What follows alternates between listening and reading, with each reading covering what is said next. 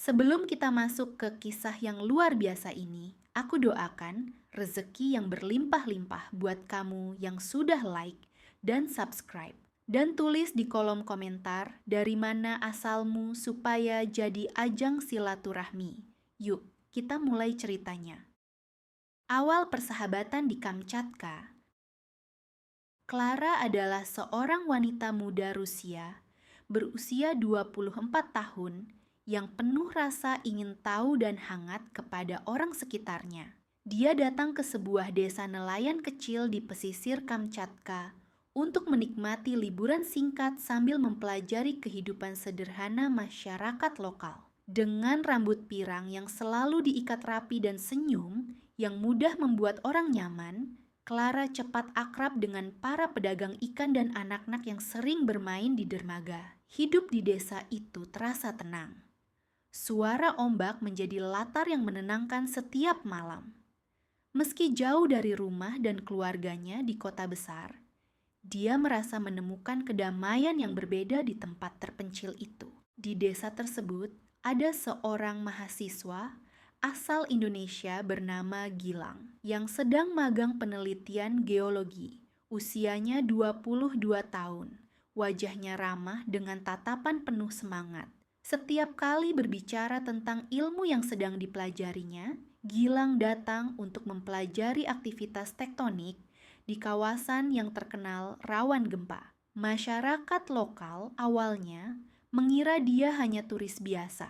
Tetapi lama-kelamaan mereka mengenalnya sebagai sosok yang banyak membantu dan mudah bergaul. Gilang sering mengajari anak-anak beberapa kata dalam bahasa Indonesia sambil bercanda sehingga mereka cepat menyukainya. Clara dan Gilang mulai sering bertemu karena kebetulan keduanya sama-sama penasaran tentang budaya satu sama lain. Clara senang mendengar cerita tentang keindahan alam Indonesia yang belum pernah dia kunjungi. Sementara Gilang kagum melihat ketertarikan Clara pada budaya Asia Timur dan cara dia menghormati kebiasaan warga lokal. Mereka sering berbincang di tepi dermaga sambil melihat perahu-perahu nelayan kembali membawa hasil tangkapan. Perlahan persahabatan tumbuh, meski mereka masih canggung ketika saling memuji. Suatu sore Clara belajar memasak hidangan laut dari seorang ibu tua penjual ikan. Sementara Gilang datang membantu membawa air bersih dari sumur. Mereka tertawa ketika Clara salah menambahkan terlalu banyak garam pada masakan. Momen sederhana itu membuat hubungan mereka semakin akrab hingga orang-orang di sekitar mulai menggoda mereka. Namun, Gilang hanya tersenyum dan mengatakan bahwa Clara seperti saudara baginya. Hubungan mereka murni dipenuhi rasa saling menghormati. Guncangan yang mengubah segalanya. Malam itu, suasana desa terlihat seperti biasa. Angin membawa aroma laut, lampu-lampu redup berkelap-kelip di sepanjang jalan kecil. Clara duduk di terminal bus, menunggu kendaraan yang akan membawanya ke kota untuk membeli beberapa barang kebutuhan. Dia membawa buku catatan kecil berisi sketsa desa dan pemandangan laut yang menjadi kesukaannya. Gilang berada tidak jauh dari sana, sedang berbincang dengan seorang nelayan muda tentang batuan vulkanik di sekitar pesisir. Tiba-tiba, bumi berguncang dengan keras. Getaran begitu kuat membuat tanah bergelombang, bangunan berderak, dan suara kaca pecah bersahutan. Clara terhuyung dan terjatuh ketika atap terminal bus berguncang hebat. Orang-orang berteriak panik, berlarian keluar mencari tempat aman. Lampu mati, hanya suara jeritan dan deru tanah yang bergemuruh memenuhi udara. Gempa ini terasa jauh lebih besar daripada getaran kecil yang kadang terjadi di daerah itu. Atap terminal bus runtuh sebagian, potongan kaca dan kayu jatuh mengenai beberapa orang. Clara mencoba bangkit, namun kakinya tertimpa papan yang patah. Napasnya terengah, matanya mulai berkaca-kaca melihat kepanikan yang terjadi. Suara anak-anak menangis terdengar di sekitar. sementara debu memenuhi udara membuat napas terasa sesak. Semua terasa kacau dan menakutkan. Di luar terminal, Gilang melihat kerusakan yang terjadi begitu cepat. Dia berlari mendekat sambil berusaha menghindari puing yang jatuh. Nalurinya segera menyadarkannya bahwa banyak orang membutuhkan pertolongan. Saat melihat Clara terjebak di bawah reruntuhan, tanpa ragu, dia berlari menghampiri. Dengan tenaga penuh, Gilang mengangkat papan yang menindih kaki Clara dan menariknya keluar. Clara menangis lega ketika merasakan dirinya berhasil bebas. Gilang memapahnya keluar terminal yang sudah porak-poranda, melarikan diri dari ancaman tsunami. Namun belum sempat mereka bernapas lega, siren peringatan berbunyi nyaring menandakan ancaman tsunami. Seorang petugas berteriak agar semua orang menjauh dari pantai. Orang-orang mulai panik kembali. Beberapa berlari ke arah bukit terdekat, sementara yang lain kebingungan menentukan arah. Warga desa berlarian membawa anak-anak dan barang seadanya. Jalan menuju bukit sebagian tertutup reruntuhan rumah. Gilang melihat jalur kecil yang biasa dilalui nelayan ketika membawa hasil tangkapan. Dengan cepat, dia memutuskan untuk memimpin sekelompok orang melalui jalur itu. Clara yang masih terpincang mengikuti di sampingnya, berusaha menahan sakit pada kakinya. Getaran kecil masih terasa ketika mereka bergerak semakin jauh dari pantai. Beberapa warga ragu mengikuti Gilang karena dia orang asing. Ada yang berteriak menyuruh kelompok itu mengikuti jalur utama yang lebih lebar. Namun, Gilang yakin jalur kecil itu lebih cepat dan aman karena tidak melalui banyak bangunan yang bisa runtuh. Clara yang melihat keraguan warga langsung bersuara lantang membela Gilang. Dia mengatakan bahwa Gilang bukan orang sembarangan dan memiliki pengetahuan tentang bencana. Kepercayaan Clara membuat sebagian warga akhirnya ikut.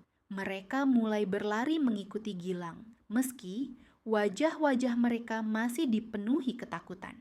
Semakin jauh mereka berjalan, suara ombak terdengar makin keras. Gelombang pertama, tsunami, mulai menggulung perahu dan kendaraan di tepi pantai. Suara kayu patah dan logam beradu terdengar memekakan telinga.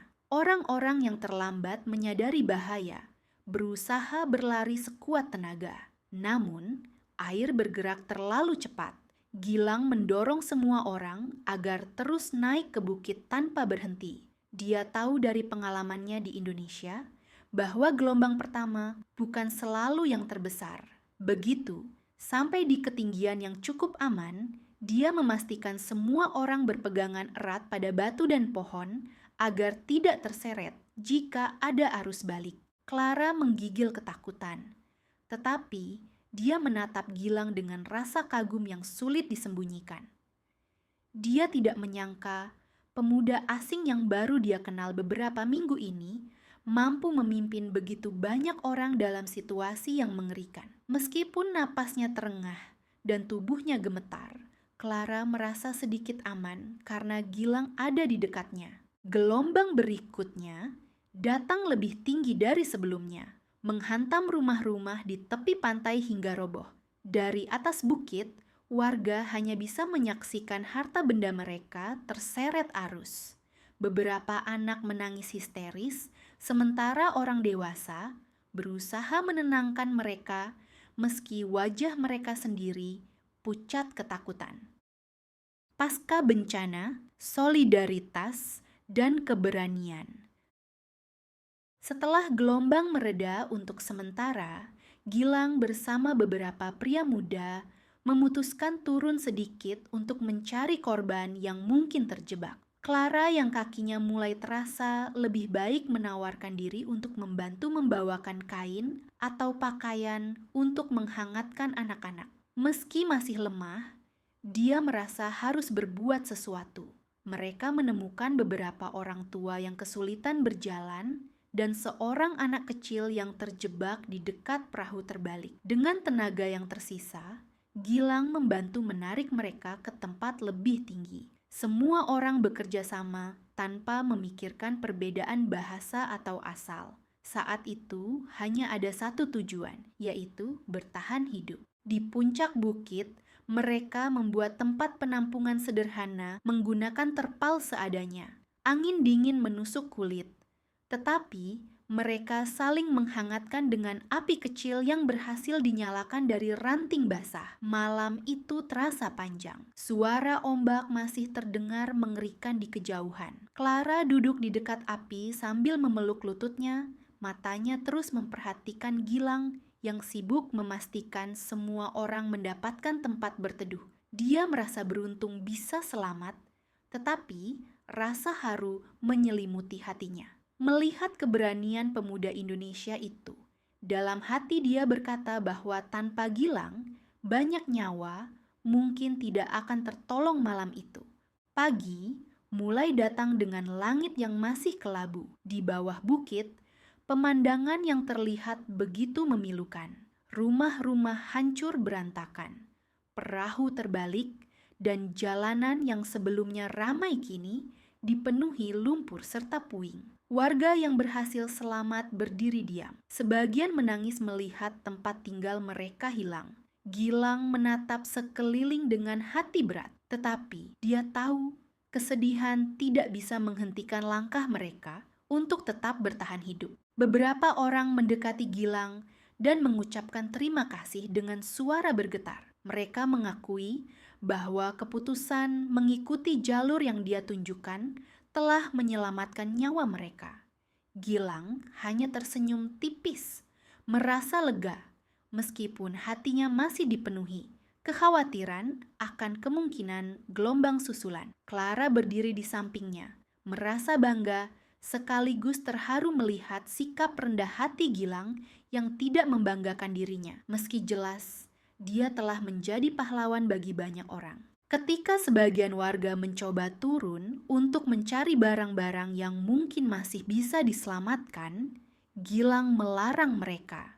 Setelah gelombang kedua surut, keadaan menjadi lebih hening. Warga mulai saling memeluk satu sama lain, bersyukur masih hidup meski kehilangan hampir segalanya. Gilang berjalan ke arah tepi bukit untuk memastikan situasi sudah lebih aman. Dia mengingatkan semua orang agar tetap waspada. Setidaknya, sampai siang karena tsunami bisa datang berkali-kali.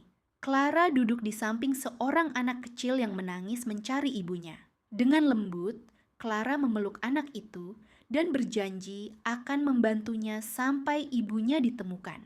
Gilang melihat pemandangan itu dan merasa tersentuh.